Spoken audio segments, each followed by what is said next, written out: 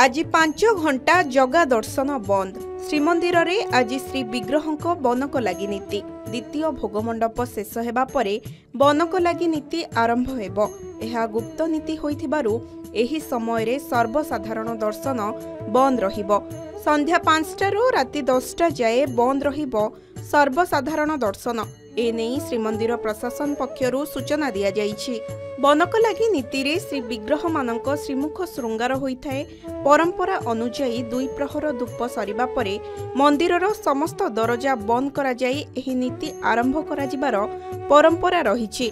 दत्त महापात्र रत्न सिंहासन उपरकु जाई ठाकुर मानकर श्रीमुख श्रृंगार करती। 3 दारुमूर्तिंक मुखमंडल रे श्रृंगार को बनक लगी नीति कुहा जाए। एही बनक लगी नीति पई एक स्वतंत्र सेवायत गोष्ठी अछंती। एमानंकु दत्त महापात्र कुहा जाए। एमानंक काम हेला रंग प्रस्तुत करिबा ओ विग्रहंक मुख श्रृंगार करिबा। रंग सहित कस्तूरी और केसर भली दामी सुबासित पदार्थ व्यवहृत होइथाए। बजार रे मिलुथिबा रंग बनक लगी नीति रे व्यवहार हुए नाही। महाप्रभुंक लगी उद्दिष्ट रंग गुड़िक प्रस्तुति पाई भीतर बेढ़ार उत्तर पार्श्व रे एक विशेष कोठरी मध्य रहिछि।